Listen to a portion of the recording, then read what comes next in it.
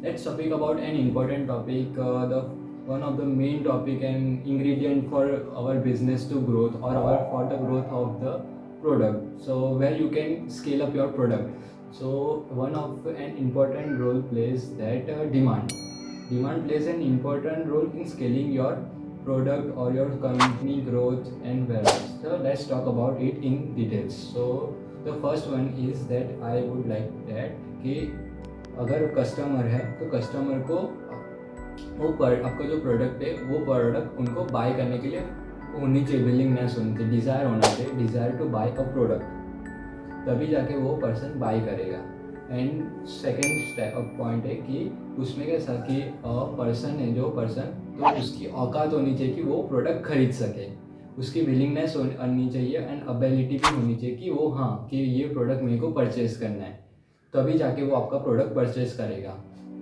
और फिर ये चीज़ है कि अगर लॉ ऑफ डिमांड्स हम देखा जाए तो अगर प्राइस कोई भी प्रोडक्ट की अगर ज़्यादा है तो उसकी डिमांड कम हो जाएगी, डिमांड कम हो जाएगी क्योंकि ये एज एग्जांपल हम ले सकते हैं कि प्लास्टिक बैग है एंड पेपर बैग है। तो प्लास्टिक बैग में क्या होता है कि प्लास्टिक बैग है उसकी प्राइस 8 रुपीज़ चल रही है और पेपर बैग की प्राइस 10 रुपीज़ चल रही है। 10 रुपीज़ है तो अगर हम सब साइकोलॉजी ऑफ द कस्टमर देखेंगे तो वो वही चूज़ करेंगे जैसे कि 8 रुपीज़ वाली बैग, क्योंकि वो उनकी औकात में भी आ रहा है और उनको वो पे करने के लिए उनको विलिंगनेस भी आएगी।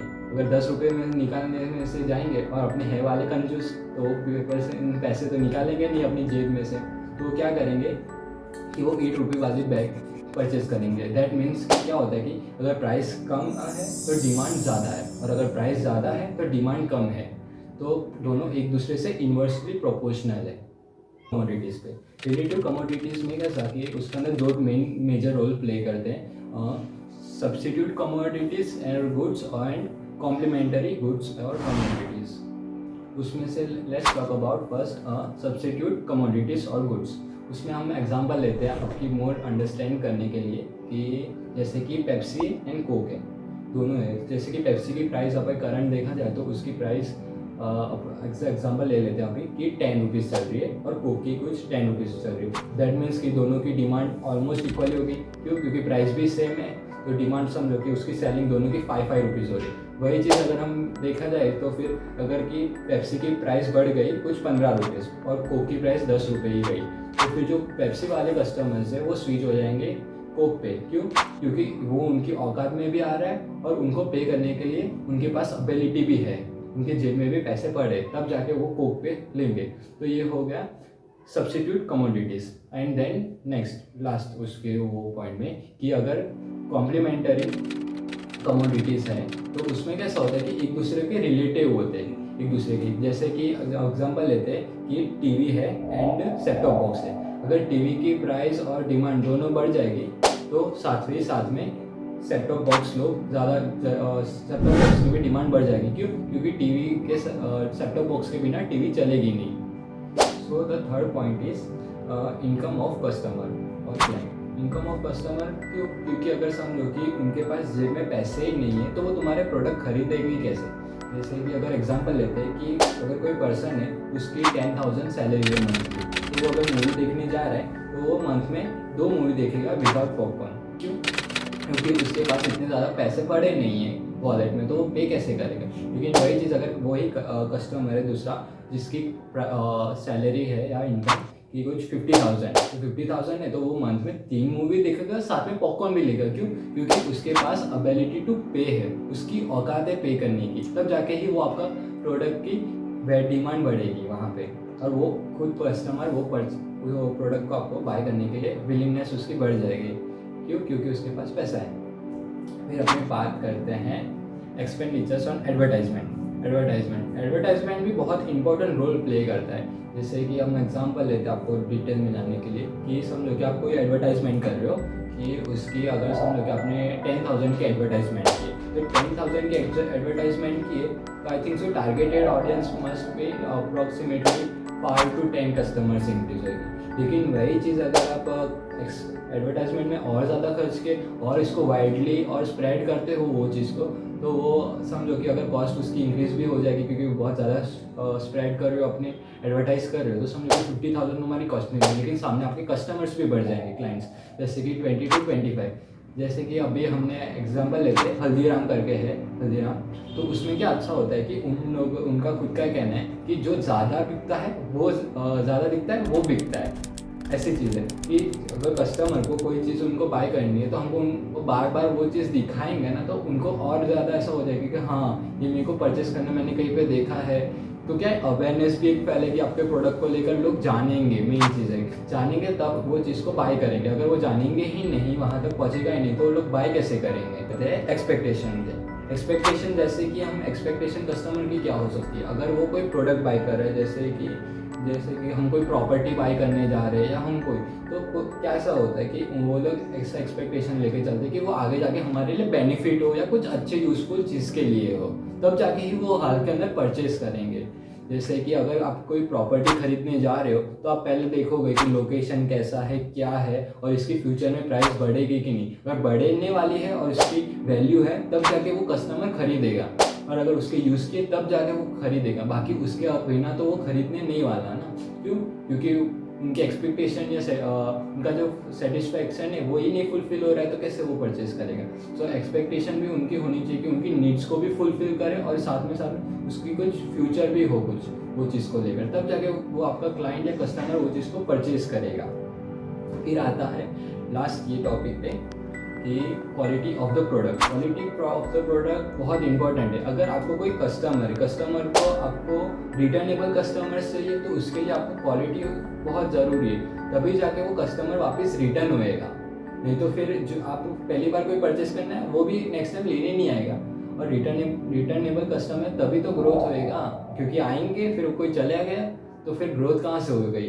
क्यों? क्योंकि रिटर्न ग्रोथ तो हो ही नहीं रही ना, गए और ऊपर से नए आए, बट एट देन देखा जाए तो ग्रोथ हुआ ही नहीं है, बस नए कस्टमर आए, रिटर्न तो कोई नहीं हो रहा ना, तो ग्रोथ नहीं होगा। तो उसके लिए हमें क्वालिटी मेंटेन करनी होती है अपने प्रोडक्ट की। अच्छी क्वालिटी होएगी तो लोग ज़्यादा प्रिफर करेंगे वो चीज़ को लेकर बाई करने में। So here comes an exception. ये एक्सेप्शन इसलिए कि जैसे कि आपको कोई बड़ा ब्रांड बनाना हो, जैसे कि बड़े बड़े ब्रांड्स है, बैलेंसियागो है, लुई विटॉन है, फिर H&M है, फिर और कौन सा ले सकते एग्जांपल, गुच्ची है, फिर प्राडा है। ये सारे बड़े बड़े ब्रांड्स ये सारे टैक्टिक्स को यूज़ करते हैं। अगर आपको भी ये चीज़ करनी है तो वो चीज़ के लिए ये एक्सेप्शंस रखा है कि ये चीज़ में आप स्केल कर सकें। तो फर्स्ट पॉइंट है इसमें कि ऐसे कि अपने प्रोडक्ट को वैल्यूएबल बनाना है। वैल्यूएबल इसलिए कि सामने वाला अगर कोई कस्टमर परचेस करने आ रहा है तो उसको फील हो रही है ये चीज़ कि मैं कोई प्रेस्टीज खरीद रहा हूँ या कोई एक्सक्लूसिव चीज़ खरीद रहा हूँ जिससे मेरी लग्जरी बढ़ रही है। क्यों? क्योंकि लोग अपना स्टैंडर्ड्स और लेवल इंक्रीज करना चाहते हैं, कोई डाउन नहीं करना चाहता। तो वो चीज़ को मेंटेन करने के लिए वो अपने प्रोडक्ट को वैसा डिज़ाइन या बनाना पड़ेगा कि वो सामने क्लाइंट्स को या कस्टमर को फील होए कि ये एक बेस्ट है उनके लिए, कि लग्जरी और एक प्रेस्टीज डिफाइन करें उनके लिए। फिर आता है कि कस्टमर से कि उनकी वैल्यू है वो इंक्रीज हो जाए। अगर वो एक अच्छी, समझो कि अगर कोई गुच्ची या प्राडा का या कोई प्रोडक्ट खरीदेगा तो वो लोग क्या फील करते हैं कि इससे मेरी प्रेस्टीज दिखेगी, वैल्यू दिखेगी और मेरी ऐसे प्रतिष्ठा बढ़ेगी। लोगों का ऐसा है, वो चीज़ को मेंटेन करने के लिए वो आपका प्रोडक्ट बाय करते हैं वहाँ पे।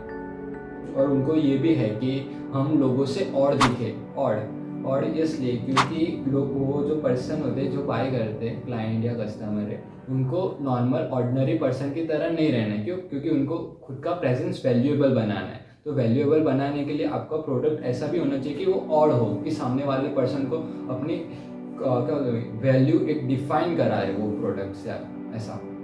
तो उसमें ही एक इम्पॉर्टेंट टॉपिक है, जैसे कि आपके प्रोडक्ट की वैल्यू भी इंक्रीज होती रहनी चाहिए, तब जाके वो डिमांड भी उसकी बढ़ती रहेगी उन लोगों के बीच में। तो फिर नेक्स्ट पॉइंट है इल्यूजन। अब आप कस्टमर के दिमाग में इल्यूजन कर सकते हैं क्लाइंट में कि आप समझो by setting your product price higher. तो अगर कोई भी प्रोडक्ट आप अभी खुद अपने मार्केट में लेने जाते हो, तो अगर कोई प्रोडक्ट की प्राइस ज़्यादा है तो आप ये सोचने लगते हो कि ये प्रोडक्ट अच्छी क्वालिटी का होगा, इसकी वैल्यू होगी, इसकी क्वालिटी और मटेरियल अच्छा होगा, ड्यूरेबिलिटी अच्छी होगी। तो वो एक इल्यूजन पैदा करता है अगर हम कोई प्रोडक्ट की प्राइसिंग हाई रखते हैं लोगों के बीच में। तो उनको ऐसा फील होता है कि नहीं, इसकी प्रोडक्ट में उसका मटेरियल है, उसका थ्रेडिंग है, ये सारी वो अच्छी क्वालिटी के होंगे। तो ये भी एक अच्छा है। तो हमारा प्रोडक्ट है उसको कस्टमर फेवरेट बनाना है। कस्टमर फेवरेट इसको बनाना है जैसे कि वो कैसा कि रिटर्नेबल कस्टमर की तरह भी आएंगे। तो कोई कस्टमर आ रहा है आपके पास से, तो आपने वो कस्टमर्स को बेच दिया फर्स्ट सेल के लिए, लेकिन उसको वो चीज़ वो सेटिस्फाई नहीं करी तो वो वापस नहीं आएगा। तो उसको अपने को कस्टमर की सेटिस्फेक्शन भी फुलफिल कराएंगे, तब जाकर वो रिटर्न होएंगे।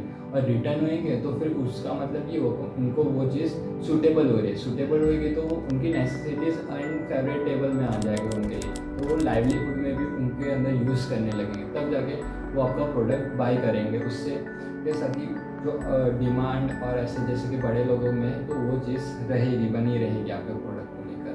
सो वीडियो का लास्ट टॉपिक है डेमोन्स्ट्रेटिव इफेक्ट। डेमोन्स्ट्रेटिव इफेक्ट मतलब कि क्या होता है कि देखा देखी, जैसे कि आपके नेबर्स ने कोई प्रोडक्ट परचेज किया है, कोई भी एक ऐसा चीज़ लाई, तो वो आपको भी ऐसा होएगा कि उनने भी लाई तो मैं भी लाऊं। और फिर और एक डिटेल में एग्जांपल देते हैं कि समझो कि आपके आजू बाजू में लोग हैं, तो उसमें से 4-5 लोगों ने वही आपका टी शर्ट या क्लोथिंग ब्रांड का वो प्रोडक्ट परचेज़ किए हैं। तो आप क्या सोचोगे कि नहीं ये प्रोडक्ट अच्छा है, बाकी सब भी लोग बाई कर रहे हैं, तो कुछ तो होगी उसकी क्वालिटी या कुछ तो होएगा अच्छा, तो मुझे भी बाई करना चाहिए।